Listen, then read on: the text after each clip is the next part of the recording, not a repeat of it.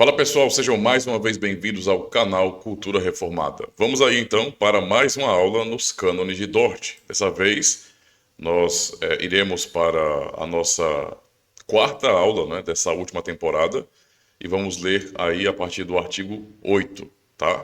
Nós tivemos na última aula aí os artigos 5 a 7 e agora vamos dar uma avançada a respeito do assunto da perseverança dos santos, tá certo? Então, para quem ainda não tem essa versão dos cânones de Dort, é essa a versão que eu indico, tá? Para um estudo pessoal, certo? Porque é uma versão já corrigida e que conta com um prefácio explicando como que os remonstrantes ou a remonstrância foi tratada no Sínodo de Dort. Isso vai desmascarar muitas das mentiras comuns espalhadas aqui por nosso país, tá? Então é bom compreender isso, beleza? E também, vocês podem adquirir este livro, primeiro comentário, nos cânones de Dort, em língua portuguesa, produzido aqui no Brasil, pelo missionário holandês, pastor Abraham de Graaf, o pastor Abraham de Graaf. É um material excepcional, já li, estou ainda pesquisando, usando como pesquisa, mas vou fazer uma leitura completa de novo, justamente para ir aprimorando também, por exemplo, também tendo mais argumentos, digamos assim. Então, assim, você vai encontrar esse material na Graaf Editora, os links para a compra dos cânones, do comentário dos cânones e para as duas edições da história, de Dort, estarão aqui na descrição. Então não perca tempo e adquira já esse material que é muito necessário para o seu desenvolvimento na compreensão, da tradição reformada holandesa, especialmente pensando em Dort. Vamos então, sem mais enrolação, à nossa aula de hoje.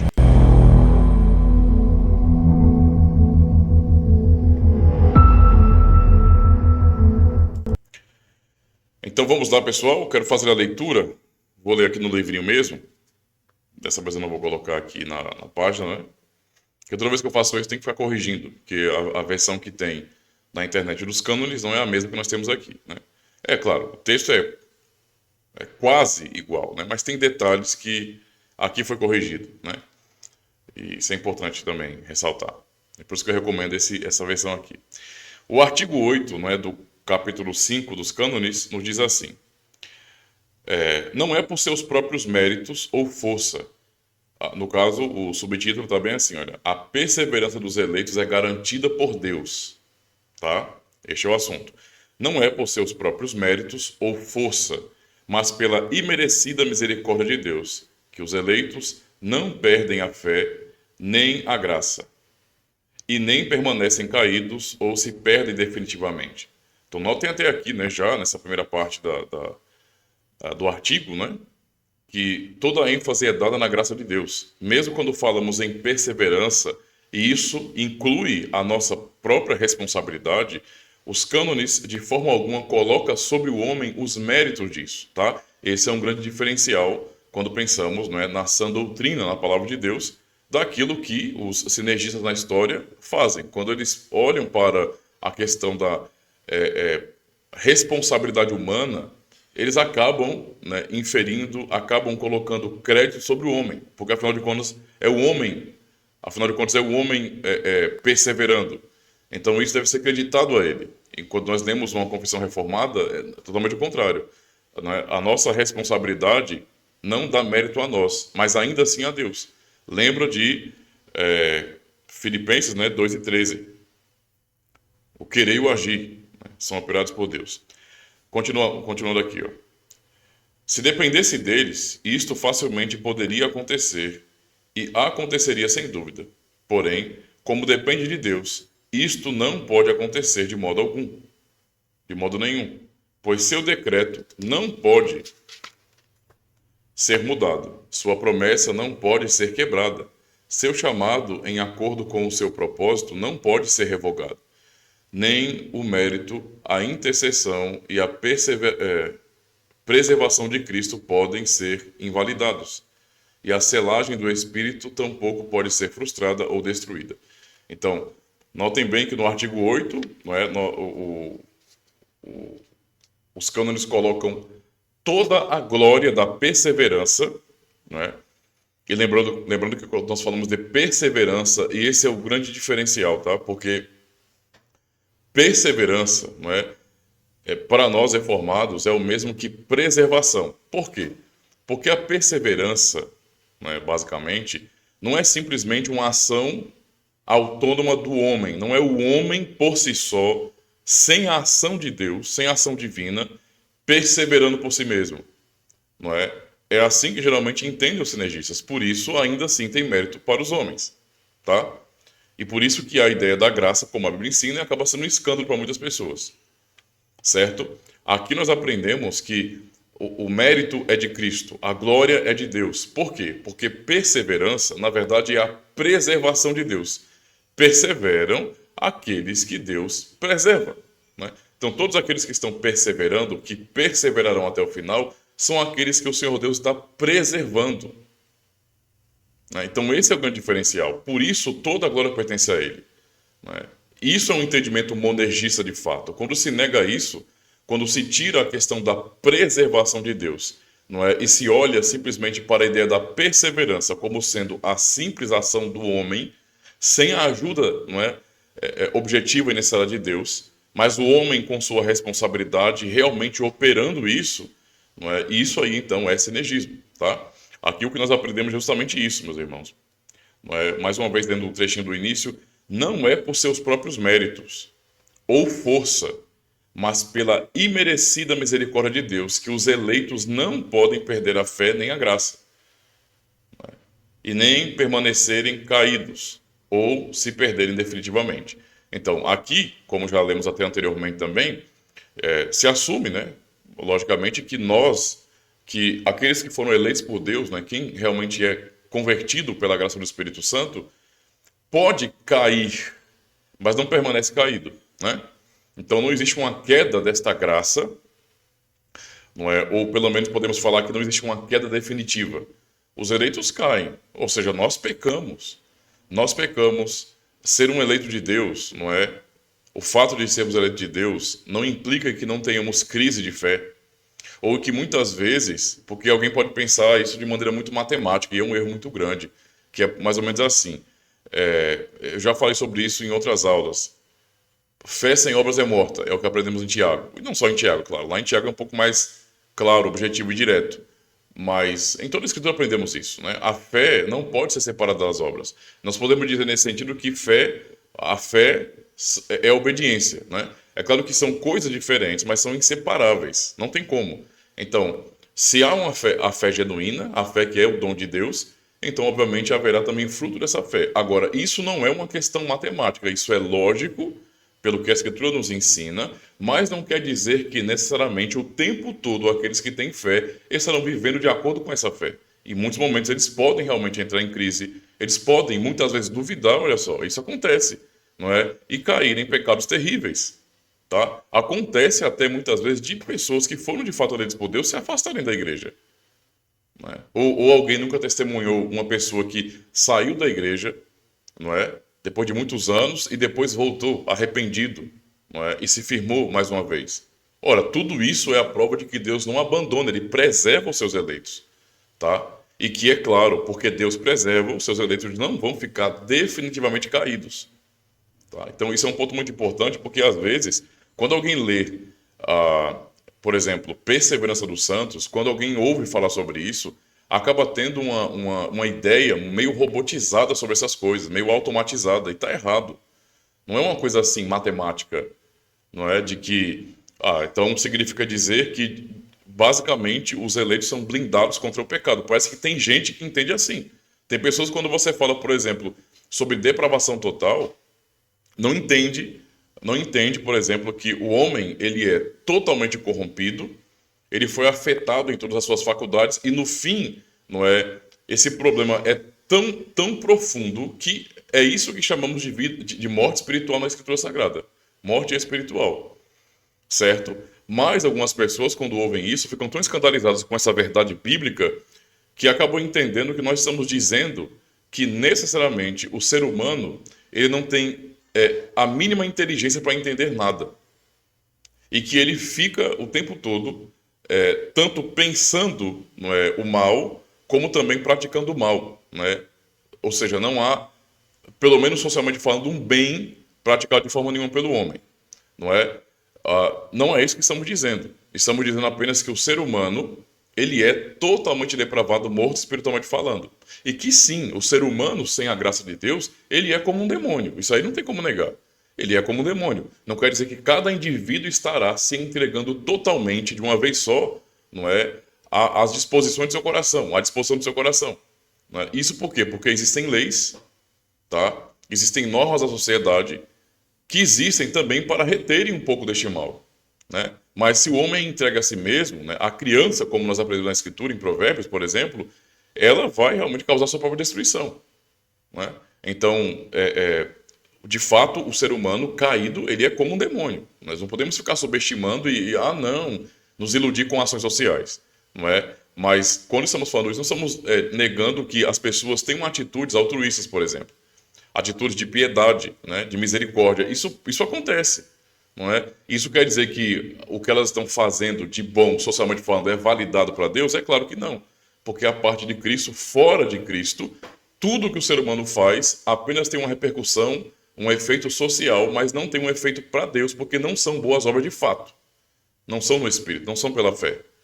Certo? E essa é a questão da depravação total. O ser humano está morto. Ele é inimigo de Deus por natureza e não pode fazer nada. Mas tem gente que não entende o que isso significa e se escandaliza. Quando pensamos na eleição, por exemplo, incondicional, tem pessoas que realmente acabam meio que entendendo que nós só não caímos ou não vamos para o inferno uma vez que fomos eleitos, porque basicamente Deus colocou um tipo de DNA dos eleitos, não é? É como se você estivesse blindado do mal. O pecado não te toca. E essa não é a realidade, né? Quando nós falamos das doutrinas da graça, estamos falando sobre algo muito real, tá? Muito da vida mesmo, certo? Então, na prática, de fato, essa é a experiência. Os eleitos de Deus, sim, eles são tentados, sim, eles caem, eles pecam, eles cometem pecados terríveis muitas vezes. Isso pode acontecer. Não quer dizer que aconteça o tempo todo, mas pode acontecer. E, consequentemente, isso, né, pelas fraquezas, pela dureza do coração, pode levar tais pessoas a se afastarem da igreja, até serem excomungados da igreja, olha só. Mas depois voltarem, porque Deus não abandona os seus eleitos. Ou seja, eles não vão ficar definitivamente nesse estado, nessa situação, né, deplorável, que é a queda no pecado, né, e as consequências já agora desses pecados terríveis. Tá?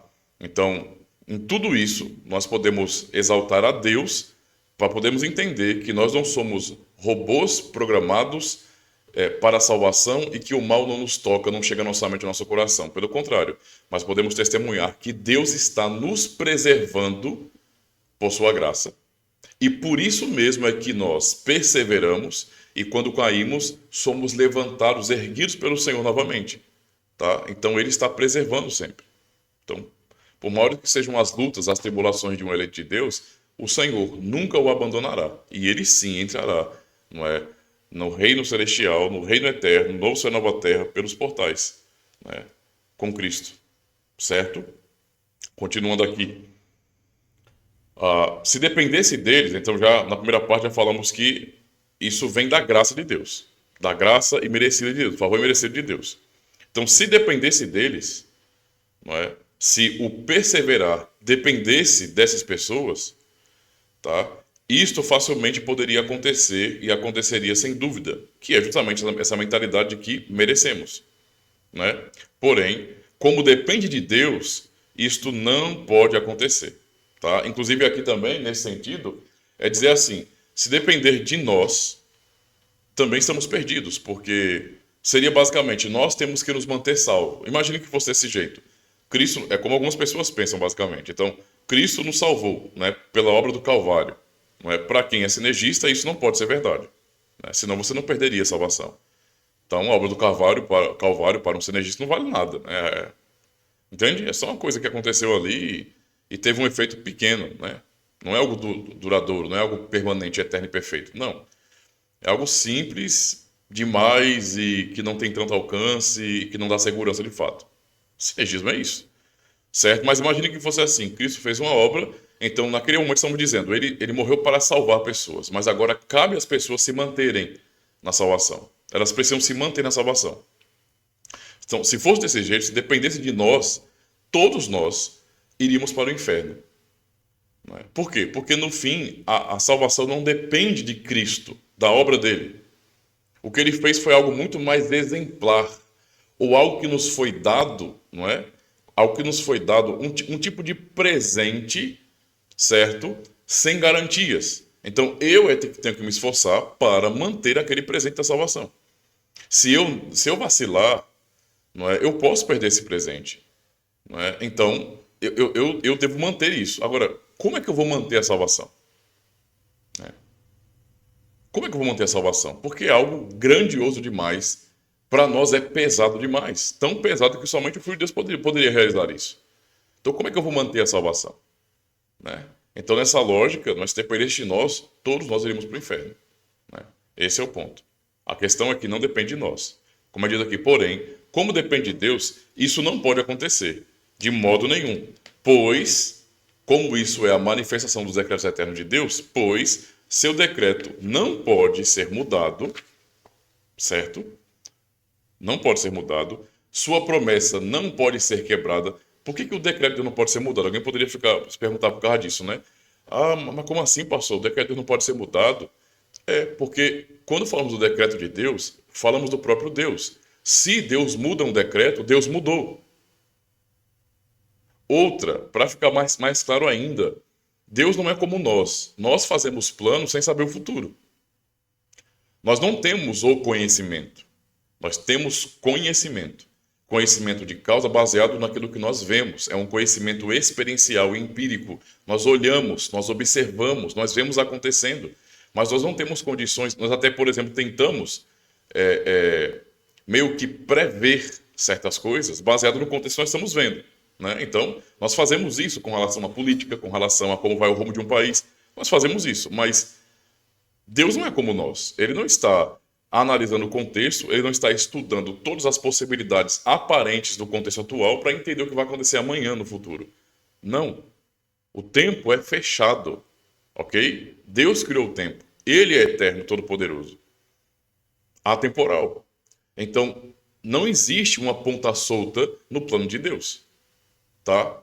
Tudo existe pela vontade dele. Ele é o Criador. Não tem existência fora de Deus, fora da vontade de Deus. Né? Leia aí João 1, verso 1 a 3. Todas as coisas foram feitas por meio dele, sem nada do que foi feito se fez. Né? Isso falando de Cristo. Então, não há pontas soltas no plano eterno de Deus. Certo? Então, Deus não planejou algo que ele não poderia conhecer.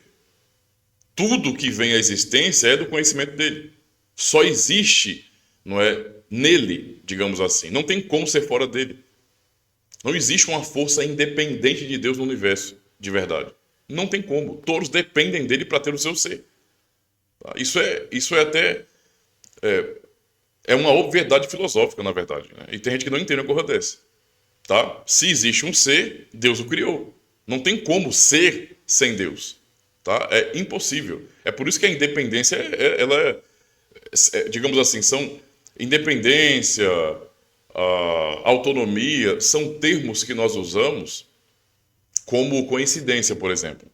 A coincidência é algo real, de fato? Não. A coincidência é uma realidade aparente, né? Para nós parece coincidência porque nós estamos vendo algo acontecendo ali, não é? E que combina, certo? De alguma maneira combina, mas nós só estamos vendo aquilo.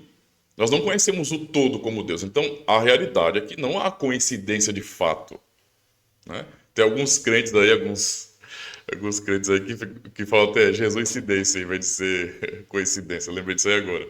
Mas é para vocês entenderem, né? Até essa questão, então, nós falamos assim, como se fosse autonomia ou independência, é só um modo de falar, segundo aquilo que nós observamos, nos esquecendo do eterno Deus, que tem tudo em suas mãos, não é? A existência em si. Então, entende? É nesse sentido aqui. Então não tem como, né, pensar que Deus mudaria seus decretos, porque Deus não fez um plano com pontas soltas, né? O ser humano não é um ser livre e independente de Deus. Nunca foi, nem Adão era assim. Adão, embora tivesse livre-arbítrio, mas o livre-arbítrio de Adão não era independente de Deus. Hoje é muito menos. Quando se pensa em livre-arbítrio, não é? As pessoas hoje parecem que querem reivindicar um livre-arbítrio, desculpem, um livre-arbítrio que representa a independência, um livre-arbítrio que de fato é libertário. Isso não existe. Não existe. Adão tinha livre-arbítrio? Tinha. Mas mesmo Adão tendo livre-arbítrio, diferente de nós que não temos como Adão tinha, tá? Mesmo assim, não tem como haver existência, tá? Entende? Tipo, criatura, vou ser mais objetivo, não tem como haver a possibilidade da criatura ser independente do Criador. Não tem como, tá? Quando se pensa assim, já está se entrando em contradição, porque a criatura depende do Criador para existir. Tá? É como você pensar no universo e a primeira causa não causada. Não adianta tentar forçar a barra, a realidade é essa.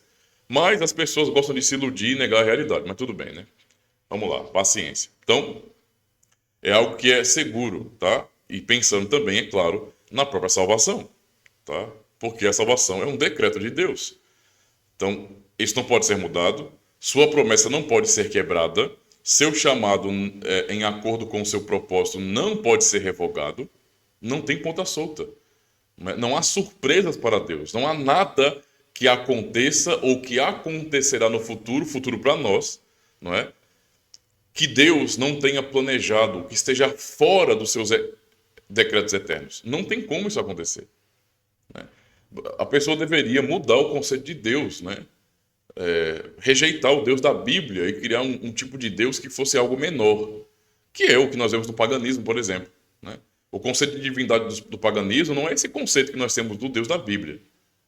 O Deus da Bíblia, que é o Deus verdadeiro, ele não é nem um pouco comparável ao ser humano, né? Nem um pouco comparável à sua própria criatura. Tá? Ele é eterno e todo-poderoso.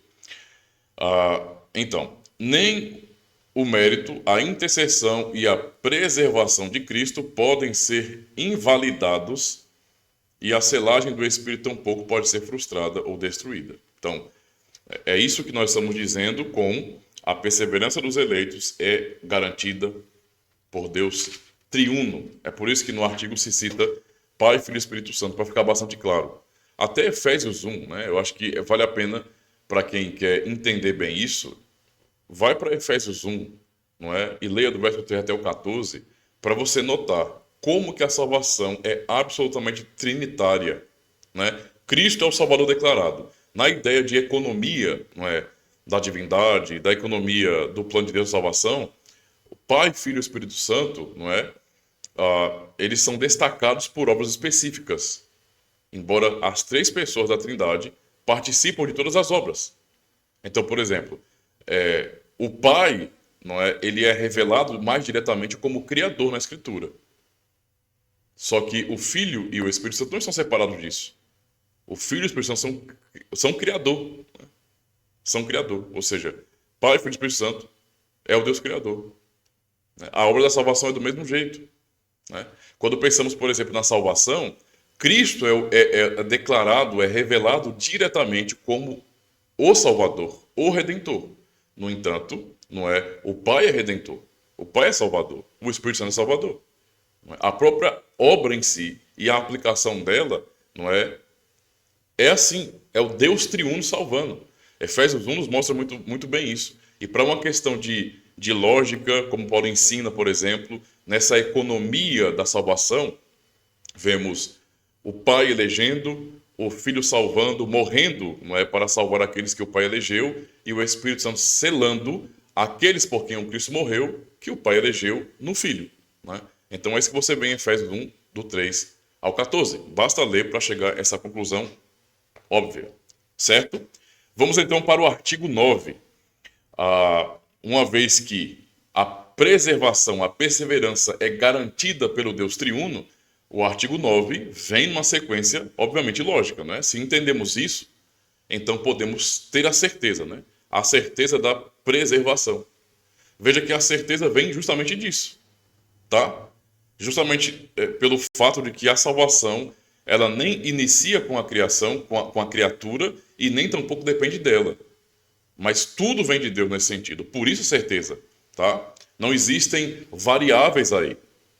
Não existe. Tá? Nos nossos planos tem variáveis, entende? Tem coisas que acontecem que nós não contávamos que aquilo acontecesse. Nós não esperávamos por aquilo. Estaríamos esperando por aquilo ali, mas com Deus não é desse jeito. Eu já expliquei isso, então, anteriormente. Então, a certeza da preservação. Os crentes podem estar e estão certos da preservação dos eleitos para a salvação e da perseverança dos verdadeiros crentes na fé. Mais uma vez, como está relacionado, então, preservação e perseverança? A perseverança vem da preservação. O crente persevera na fé porque Deus o preserva. Entende a situação? É isso. Essa certeza está de acordo com a medida de sua fé, pela qual eles creem, com certeza, que são e permanecerão verdadeiros e vivos membros da igreja e que têm o perdão dos pecados e a vida eterna. Tá? Então, mais uma vez destacando isso, olha, esta certeza está de acordo com a medida de sua fé. Fé que nós sabemos pela palavra que foi dada por Deus. Tá? Pela qual eles creem. Nós não creríamos sem a fé. Isso pode parecer uma coisa estranha. Como é que... Não. Mas a fé não é crer... Não. Né? Nós cremos por conta da fé que Ele nos deu. Porque a fé é um dom de Deus. A nossa confiança é por causa disso. Não tem outra razão. Tá? Então, pela qual eles creem com certeza que são e permanecerão verdadeiros e vivos membros da igreja. E que tem o perdão dos pecados e a vida eterna. Tá? Então, essa certeza de que fomos perdoados e de que uma vez que fomos perdoados, esse perdão não será revogado, vem justamente da certeza, tá, da graça de Deus. Né? O fato de que Deus é quem nos preserva e por isso perseveraremos na fé. Podemos até dizer que Deus persevera em nós. É o Espírito Santo perseverando em nós, que não nos abandona. Tá? De forma alguma. Tá aí a nossa segurança.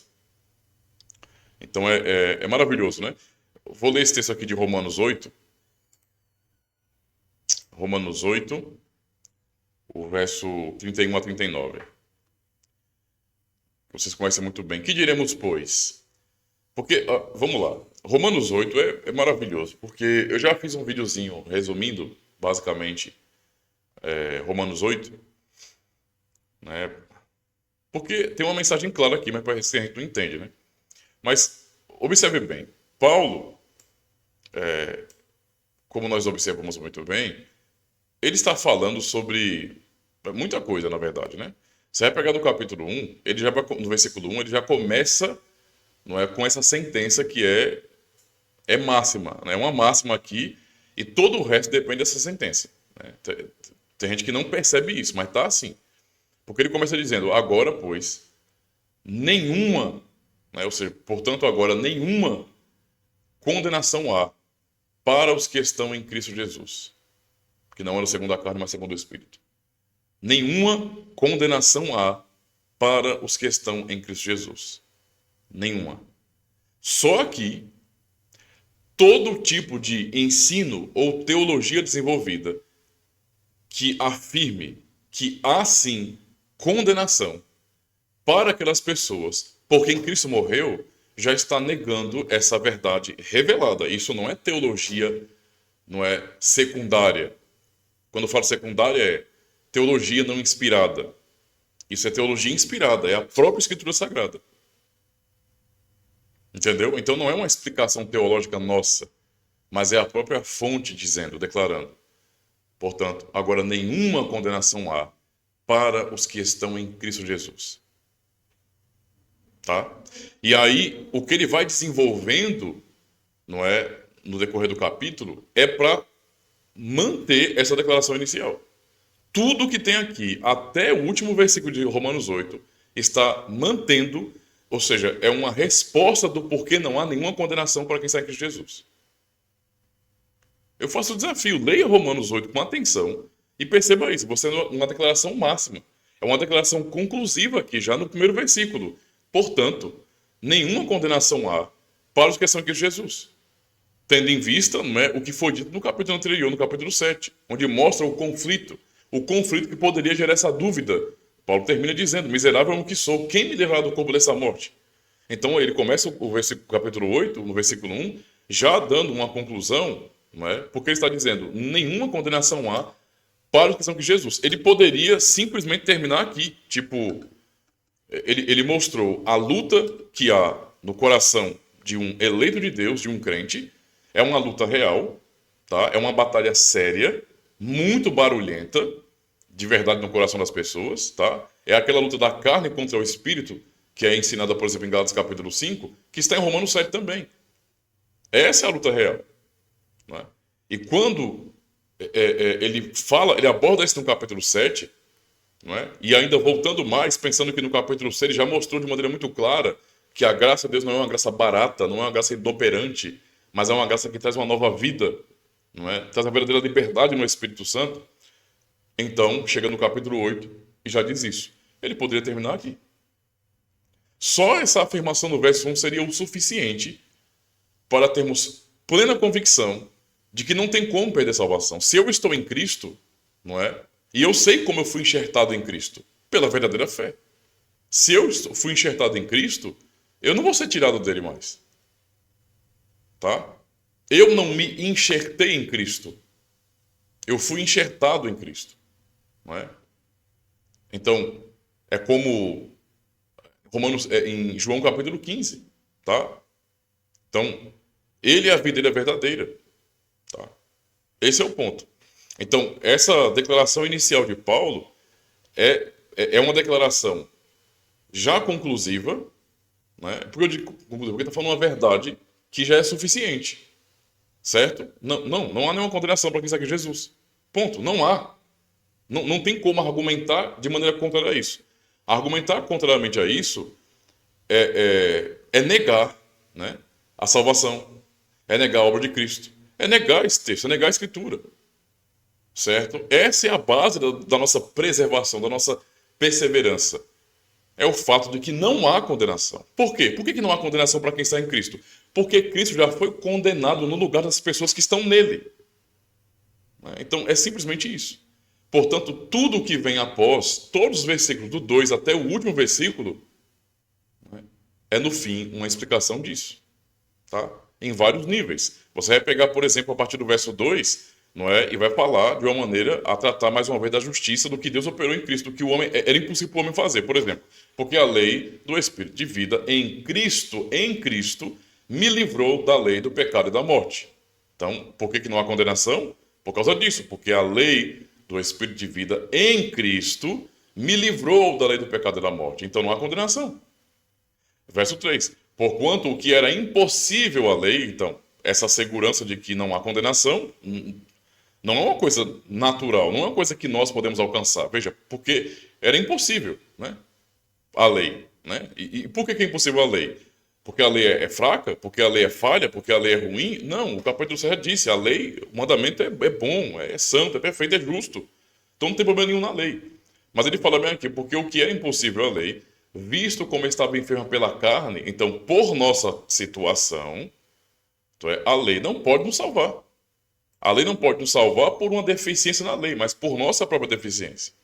Então, o que era impossível à lei, visto que estava enfermo pela carne, o que Deus fez, enviando o seu Filho em semelhança da carne do pecado, pelo pecado condenou a carne do pecado.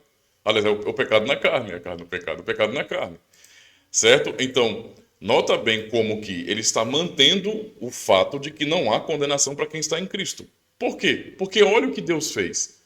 Deus fez algo em contraste com a realidade nossa, de que nós não conseguimos nos salvar, porque não conseguimos alcançar a justiça que há na lei. A lei que é perfeita, a lei que é boa, mas nós não conseguimos cumpri-la. Então Deus fez isso. Como? Enviando seu Filho. Essa é a única maneira.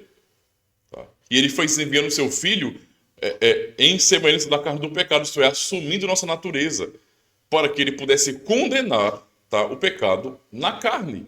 Foi o que ele fez. Ele condenou o nosso pecado na carne dele.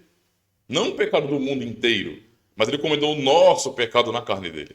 Por isso não há condenação para quem está nele. Porque ele já condenou em sua carne o nosso pecado. Certo? Ele continua para manter essa afirmação do início. Para que a justiça da lei se cumprisse em nós. que não andamos segundo a carne, mas segundo o Espírito. Observe bem. Então, não há condenação pelo que Deus fez por nós em Cristo, enviando seu Filho. E então, pelo que Deus fez enviando seu Filho, pelo que Cristo operou por nós, condenando o pecado em sua própria carne, o nosso pecado, o que é que ele nos deu? Ele vai dizer, para que a justiça da lei, a justiça que nós nunca poderíamos alcançar, que é a obediência perfeita, é fazer aquilo perfeitamente que a lei ordena, que é uma obediência integral, perfeita, absoluta, não só em relação à ação, mas ao próprio coração. Amar a Deus, não é? De todo o coração, alma, entendimento e ao próximo como a ti mesmo, de uma maneira perfeita, para que a justiça da lei se cumprisse em nós. Então, o que Cristo fez, não é? A sua justiça, a sua obediência, a sua obra perfeita, não é? Ele fez com que a justiça que há na lei se cumprisse em nós. Tá? Então, é isso que significa que fomos justificados com a justiça que é de Cristo. Ele realizou essa justiça em nós, por nós. Nos deu essa justiça. Não é isso. Nos imputou essa justiça. A obediência foi dele, não foi nossa. Mas agora nós somos justos diante de Deus, por causa dele. Tá? Por isso não há condenação. Certo? Quem vai para o inferno? Os injustos. Se fomos justificados com a justiça de Cristo, não é? Se a justiça que há na lei se cumpriu em nós por causa de Cristo, porque Cristo não é, condenou a carne, o pecado em sua carne nesse sentido, então como é que eu vou ser condenado ainda? É por isso que no verso 1 não há nenhuma condenação. Você percebe que é tudo explicação disso? Desenvolvimento dessa verdade? Ele continua dizendo, porque os que são segundo a carne inclinam-se para as coisas da carne, para mostrar o contraste. Mas os que são do Espírito, para as coisas do Espírito. Tá? Então há uma diferença clara, não é, entre aqueles que realmente estão em Cristo e aqueles que não estão. Tá? Ele vai dizer mais no verso 6, porque a inclinação da carne é morte, mas a inclinação do Espírito é vida. Portanto, a inclinação da carne é inimizade contra Deus, pois não é sujeita à lei de Deus, nem em verdade pode ser. Essa é a realidade daquele que não foi, ou daquele que não está em Cristo, daquele que é condenado, que será condenado. Certo? Ele vai dizer agora, portanto, os que estão na carne não podem agradar a Deus, porque eles não estão em Cristo, eles estão na carne, não em Cristo. Eles estão na carne, não no Espírito. É isso. Vós, porém, verso 9, vós, porém, não estáis na carne, mas no Espírito, se é, e aí é a palavra de reflexão de Paulo, se é que o Espírito de Deus habita em vós. Entende? Mas, se alguém não tem o Espírito de Cristo, esse tal não é dele. Se alguém não tem o Espírito Santo, o Espírito de Cristo, não está em Cristo, e, portanto, há condenação para este. Mas para aquele que está em Cristo não há condenação. Por quê? Porque ele tem o Espírito de Cristo. Tá? É só lembrar disso. Certo? Verso 10. E se Cristo está em vós, o corpo, na verdade, está morto por causa do pecado, mas o Espírito vive por causa da justiça, porque foi justificado. E verso 11. E se o Espírito daquele que dentre os mortos ressuscitou a Jesus habita em vós, né? Isto é, naqueles que estão em Cristo, né? Aquele que dentre os mortos ressuscitou a Cristo também vivificará os vossos corpos mortais pelo seu Espírito que em vós habita. E habita, não é, em nós. E então fazemos parte de Cristo, estamos em Cristo. Verso 12. De maneira que, irmãos, somos devedores não à carne para viver segundo a carne. Então acabou, né? Nós somos libertos já. Não há condenação mais para quem está em Cristo. Por isso a exortação. Não faz sentido viver de maneira oposta a essa liberdade dada por Cristo. Essa liberdade em Cristo, no Espírito. Não faz sentido. Nós não somos devedores mais da carne. Certo? Verso 13. Porque se viverdes segundo a carne, morrereis. Mas se pelo Espírito mortificardes as obras do corpo, vivereis. Tá? Ou seja, é mais uma palavra de reflexão de Paulo, colocando em contraste essas duas realidades. Aqueles que, de fato, têm o Espírito de Cristo, estão em Cristo e, portanto, não tem condenação sobre eles, e aqueles que vivem de acordo com a carne, porque não estão em Cristo, porque não têm o Espírito de Cristo. E estes vão morrer, ou serem condenados. Porque todos os que são guiados pelo Espírito de Deus, esses são filhos de Deus. Quem são os guiados pelo Espírito de Deus? Pelo Espírito de Deus. Não é? E que são seus filhos, obviamente. aqueles que estão em Cristo, sobre quem não há mais condenação, tá? Que tem o Espírito de Cristo. Verso 15. Porque não recebestes o espírito de escravidão, para outra vez estardes em temor, mas recebestes o espírito de adoção, pelo qual clamamos Abba Pai. Então, veja, mais uma vez, se confronta de maneira lógica, não é essa questão, esse ponto. Nós não somos devedores da carne. Nós não temos mais a condenação sobre nós porque estamos em Cristo. Então, não faz sentido viver oposto a essa verdade. Certo? E aí, o verso 16, o próprio Espírito testifica com o nosso Espírito que somos filhos de Deus. Então veja, isso que Paulo está dizendo não é algo genérico que não pode ser discernido por aqueles que fazem parte da igreja. Eles mesmos podem dizer se estão em Cristo ou não, se tem o Espírito de Cristo ou não. Por quê? Porque o próprio Espírito testifica com o nosso Espírito que somos filhos de Deus. Então, veja, esta é a fé que o Senhor nos dá. É a convicção que Ele nos dá. Essa é a perseverança que nós estamos lendo aqui. A certeza, veja, os crentes podem estar e estão certos da perseverança dos eleitos para a salvação e da preservação, aliás, da preservação dos eleitos para a salvação e da perseverança dos verdadeiros crentes na fé. Certo? Por que eles podem ter essa certeza? Porque o Espírito testifica com o nosso Espírito que somos filhos de Deus. Ou seja, o Espírito de Cristo está em nós. Nós temos o Espírito de Cristo, somos dele. Estamos em Cristo e não há condenação. É desenvolvimento dessa verdade declarada. Tá? E vai no verso 17. E se somos filhos, somos logo herdeiros. Então, veja, a salvação, né? Não há condenação para quem está aqui de Jesus. Está falando de salvação. Salvação é um termo escatológico. Está falando sobre algo do futuro. A salvação no próprio capítulo 8 é e ainda não. Né? Ou seja, já aconteceu. Em esperança fomos salvos, Paulo vai dizer à frente. Mas ainda aguardamos a manifestação completa desta salvação, que será no nosso ser completo. Não somente algo espiritual, mas estamos aguardando algo ainda, que é a redenção do nosso corpo. Então, não é projetando para frente. Por isso que aqui já no verso 17, ele fala de algo que tem a ver com o futuro. Né? Então veja, e se somos filhos, somos logo herdeiros também. Então há uma herança para recebermos aí. Verdadeiramente herdeiros de Deus e co-herdeiros com Cristo, porque estamos nele, tá? Ele é o nosso mediador. Se é certo que com ele padecemos, para que também com ele sejamos glorificados.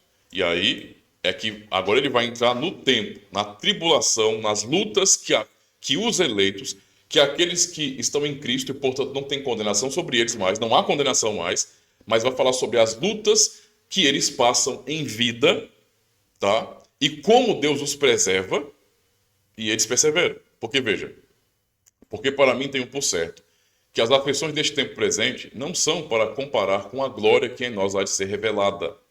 Então essa é uma certeza que o Senhor dá por meio de Paulo aos eleitos. Verso 19. Porque a ardente expectação da criatura espera a manifestação dos filhos de Deus. Né? Ou seja, nós ainda não fomos, né, de maneira cósmica manifestados, tá? Não tem como ver em nós hoje ainda que nós somos filhos de Deus de uma maneira perfeita. Por exemplo, olhem para Cristo, você verá perfeitamente o Filho de Deus. Olhe para nós, somos filhos, fomos adotados por meio de Cristo, mas essa filiação a Deus, não é, o sermos filhos de Deus, não é uma coisa tão manifesta. Olhe para Cristo e perceba como Ele, não é, cumpre perfeitamente a vontade do Pai. Este é meu filho amado em quem me comprazo, em quem tenho todo o meu prazer. Nós ainda não estamos nesse patamar de perfeição, não é? De cumprirmos os mandamentos, por exemplo, de maneira perfeita, sem reserva do nosso coração, como Cristo Jesus. Né? Então, o mundo espera por isso. A ardente expectação da criatura. Verso 20. Porque a criação ficou sujeita à vaidade, não por sua vontade, mas por causa do que a sujeitou, na esperança de que também a mesma criatura será libertada da servidão da corrupção para a glória da liberdade, ou para a liberdade da glória dos filhos de Deus. Né? Então, estamos aguardando algo, meus irmãos, a restauração de todas as coisas. Verso 22. Porque sabemos que toda a criação geme e está juntamente com dores de parto até agora. E não somente ela, mas nós mesmos, Vamos lá. Que temos as primícias do Espírito e algumas traduções que somos os primeiros frutos do Espírito. Também gememos em nós mesmos, esperando a adoção.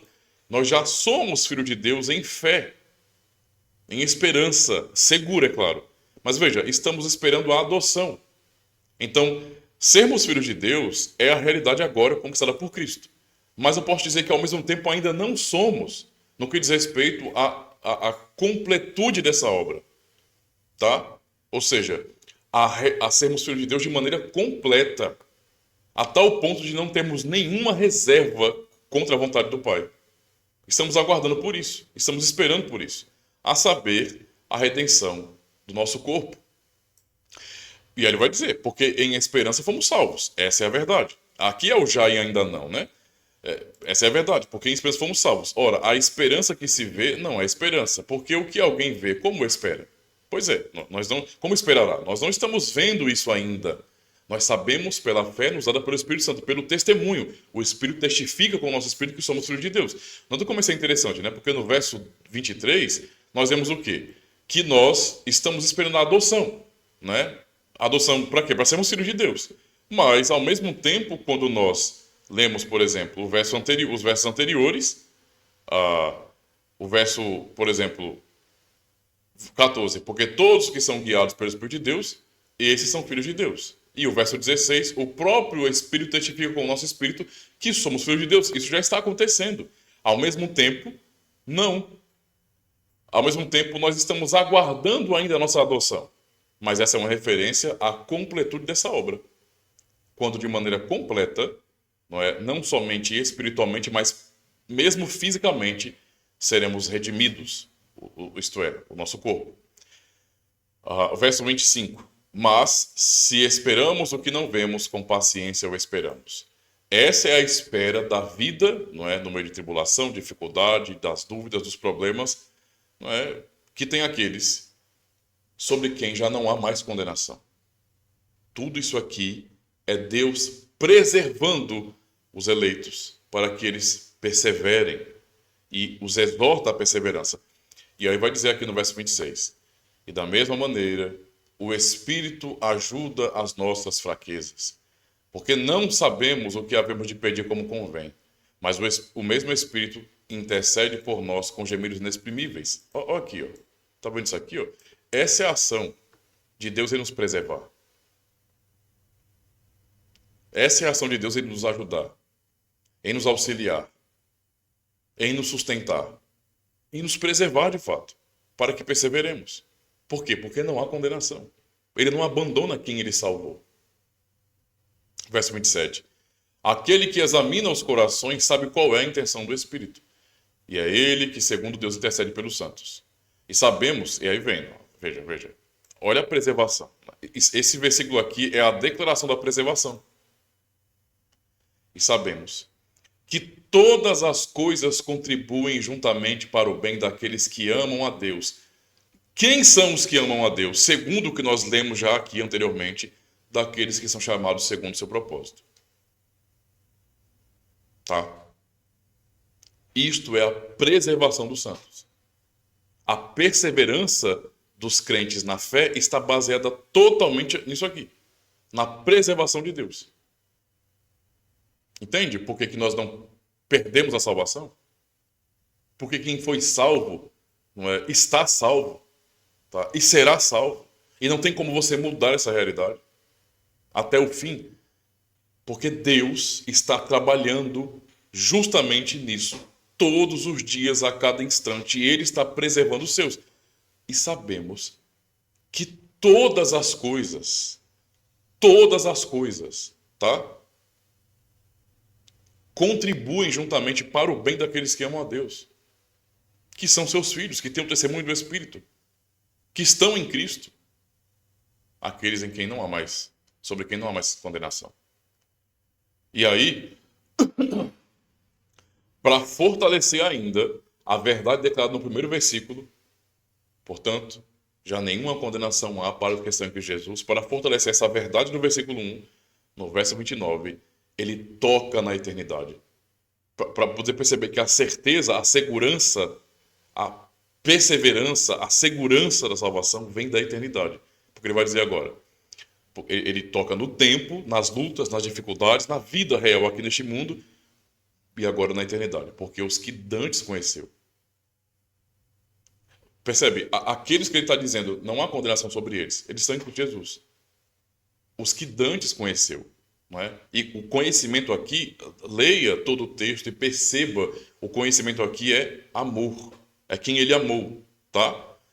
Então tirem o cavalinho da chuva, alguém que lê desse jeito, e parem de pensar em presciência, no sentido de prever fé. Isso é ridículo. Tem gente que cita a 1 de Pedro, isso é tão vergonhoso, porque o texto não diz nada disso. Aí é quando você vê que o indivíduo enxerga o que ele quer. Não consegue ler um texto tão simples assim.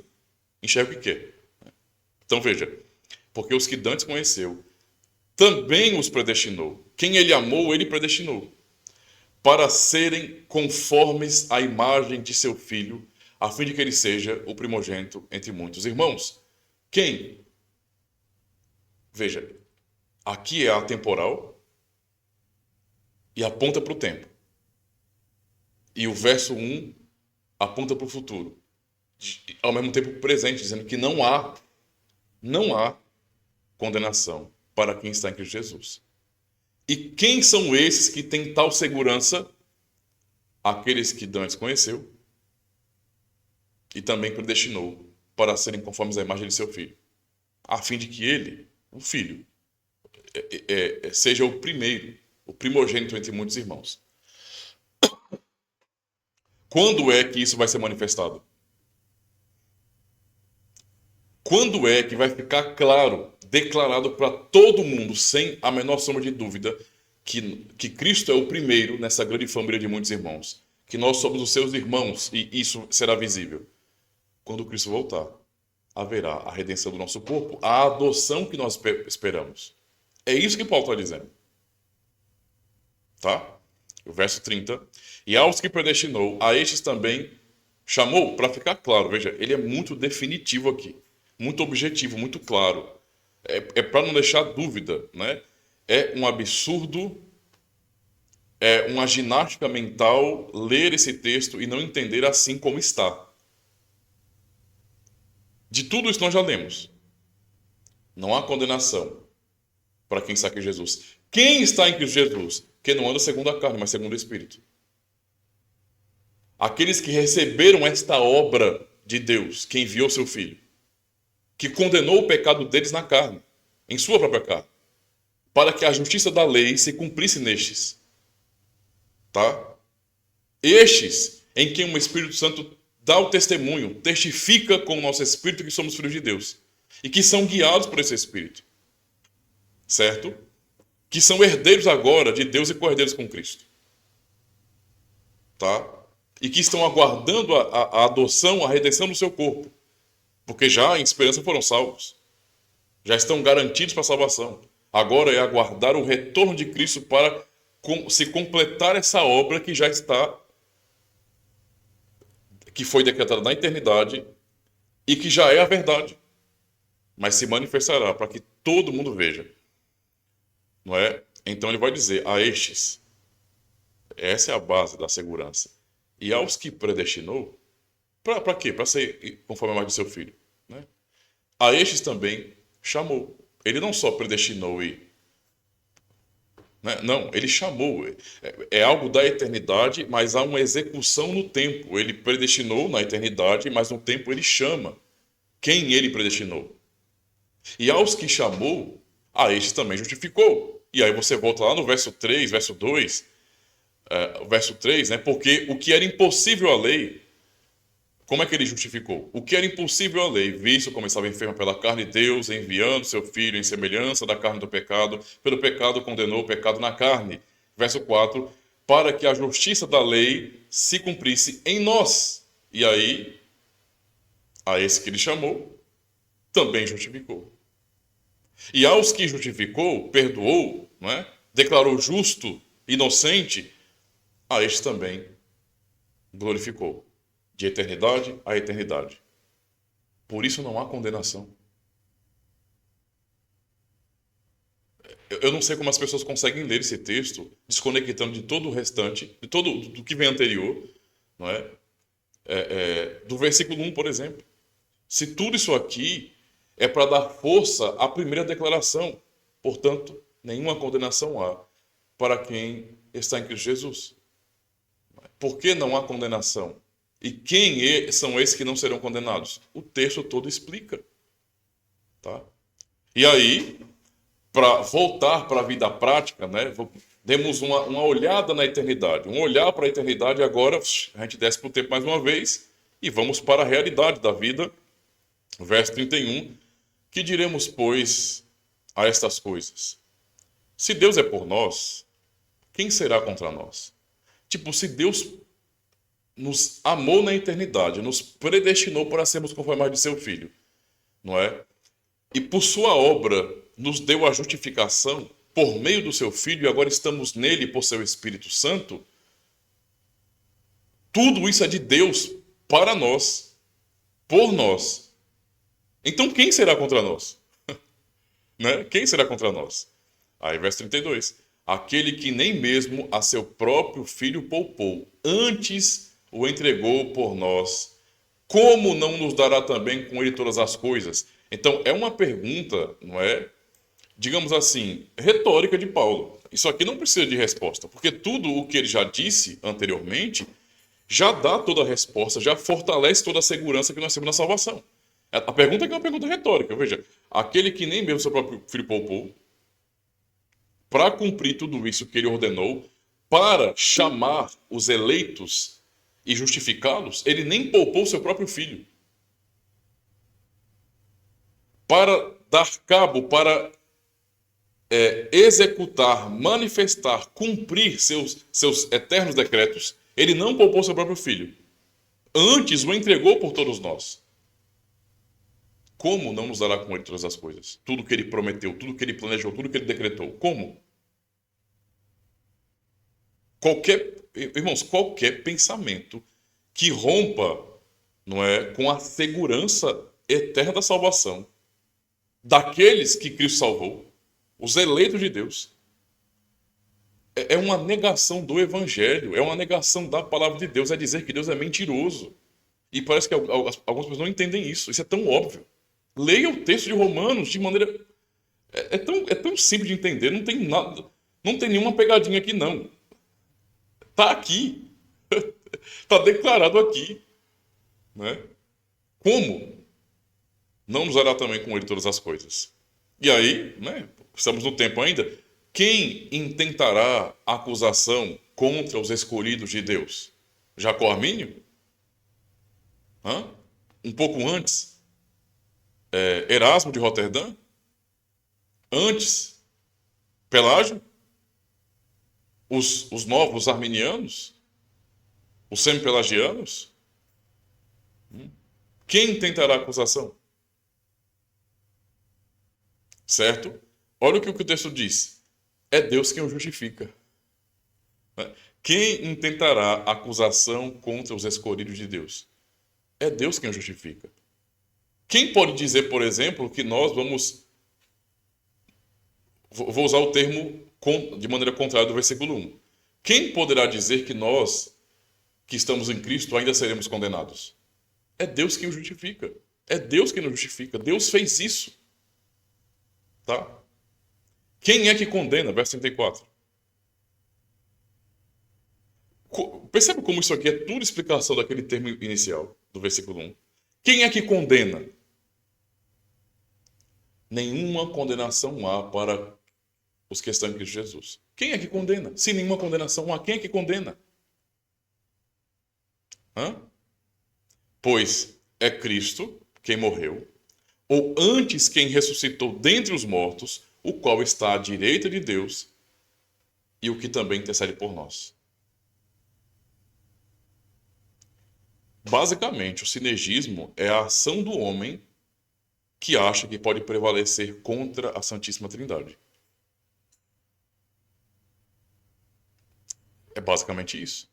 Porque a segurança da salvação trinitária que também temos nesse texto, a ação de Deus o Pai, do Filho, do Espírito Santo, Mas há pessoas que acham que pode prevalecer contra isso. Podem prevalecer contra isso. Quem é que condena?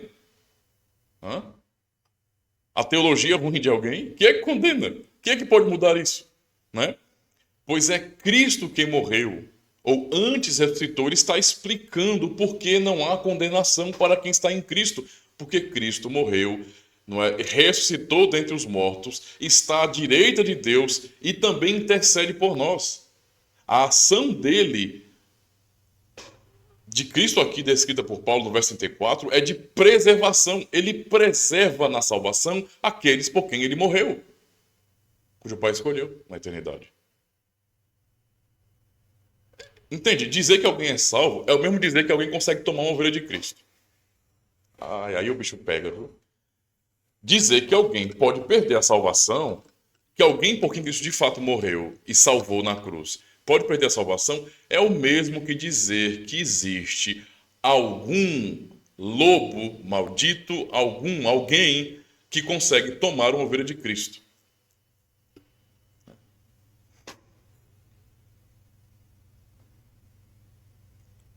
Isso é absurdo, irmãos. Pensar assim é crer em outro evangelho, tá? É por isso que Paulo está dizendo aqui no verso 34. Não há condenação por causa disso. Porque Cristo morreu, ressuscitou, está à direita de Deus Pai Todo-Poderoso e também intercede de lá, intercede. Lembra do que João disse, né? Sua primeira carta no capítulo 2. Filhinhos, não pequeis, mas se alguém pecar, sabe que temos um advogado. É por isso que não há condenação para quem está em Cristo. Porque ele não fez uma obra apenas para você lembrar que ele fez e seguir o exemplo dele. Não, ele está vivo e vivo ele preserva aqueles por quem ele morreu. Essa é a base da perseverança dos santos. Nossa perseverança por causa disso, né?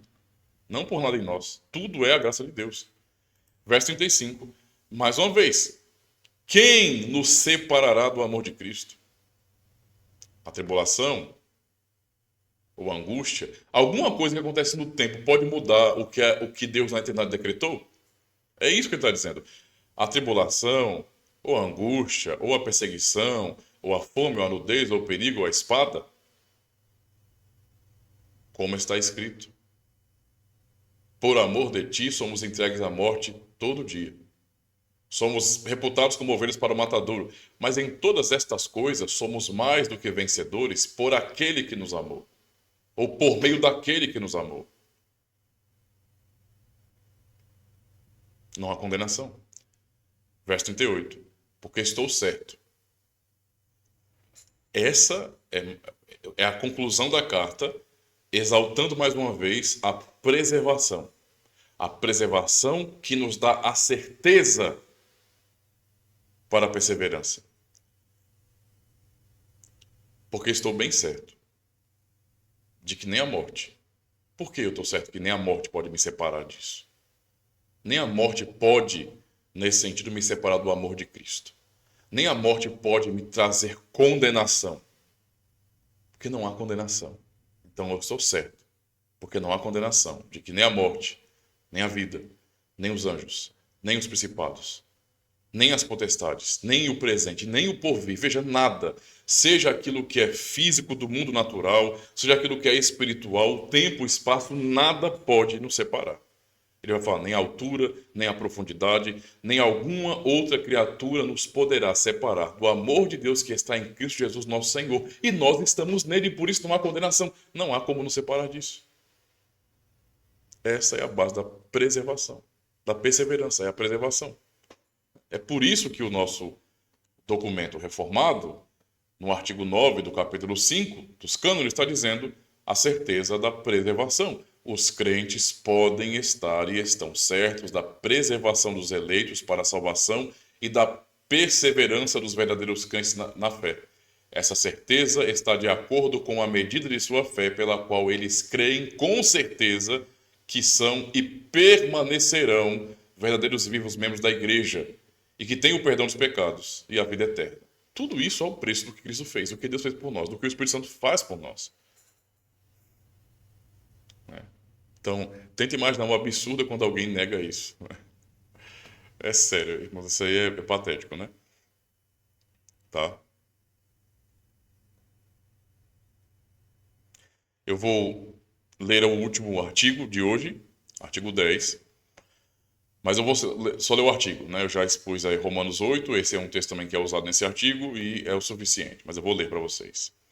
O fundamento da certeza de que os eleitos são preservados. Já tivemos tudo aqui, né, em Romanos 8. Eu li o capítulo todo, na verdade, com vocês aqui.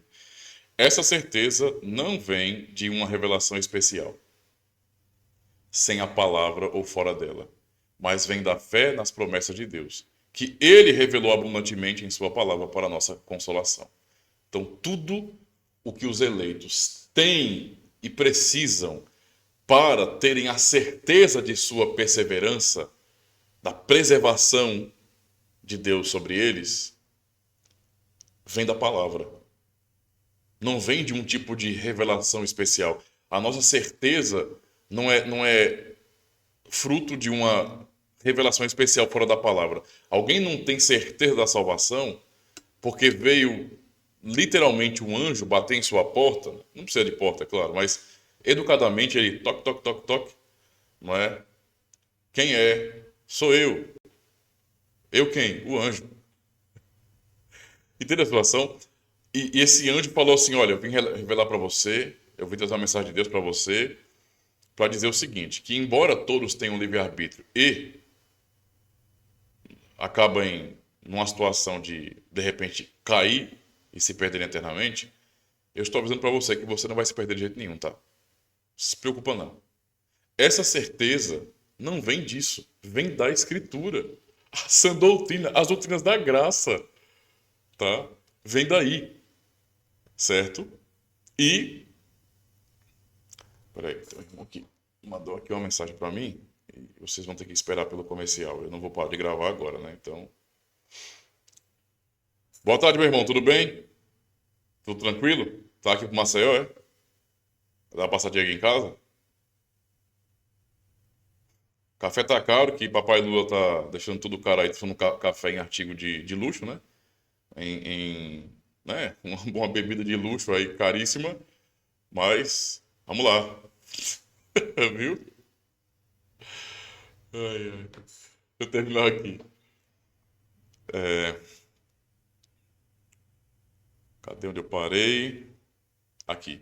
Vem também do testemunho do Espírito Santo, testificando com o nosso espírito, Romanos 8 já lemos, né? Que somos filhos e herdeiros de Deus. E finalmente vem do zelo sério e santo dos crentes para uma boa consciência e para as boas obras. É o efeito, né? E se os eleitos não tivessem neste mundo a sólida consolação de obter a vitória e esta garantia infalível da glória eterna, seriam os mais miseráveis de todos os homens. Pois é. Então, é isso que nós aprendemos na palavra de Deus e que é ensinado fielmente aqui nos cânones de Dort, tá? Então, eu agradeço aos irmãos por mais por terem paciência para acompanhar mais uma aula. Espero que tenha sido útil, que possa levá-los realmente à reflexão, inclusive, né, nessa leitura de Romanos 8, como o Romanos 8 é importante para entendermos isso, porque é o capítulo todo dos anos da segurança, tá? Que continua, né, e está totalmente atrelado, amarrado aos capítulos, né, que vem à frente e também atrás, né, digamos assim, o contexto geral da carta. Então, que Deus em Cristo possa, né, nos fazer sempre nessa consciência perseverar, né, na certeza da salvação que Ele conquistou para nós. Tá bom? Meus irmãos, Deus abençoe então e até a próxima aula. Então, muito obrigado por ter assistido a mais um vídeo aqui no canal Cultura Reformada. Saiba que você pode ajudar ainda mais o canal Cultura Reformada de duas formas. A primeira delas é se inscrevendo, marcando o sininho, dando joinha nos vídeos que você assistir e deixando um comentário. Isso ajuda bastante no engajamento. E é claro, aquilo que pode fazer a grande diferença é você compartilhar o conteúdo do canal e recomendar nos seus grupos de WhatsApp, de Telegram, em suas redes sociais também, ou seja, espalhar, não é, o canal Cultura Reformada. E a segunda forma para você cooperar com o canal é se tornando um patrocinador. Se você tem julgado que o canal é relevante e tem de fato espalhado a fé reformada de maneira fiel e confessional, também se torne um patrocinador. Aqui abaixo você terá acesso ao QR Code para que você possa me ajudar a comprar mais livros, mais literatura, para enriquecer ainda mais o nosso conteúdo aqui no canal. Valeu, muito obrigado, aproveita e assiste mais um vídeo aí.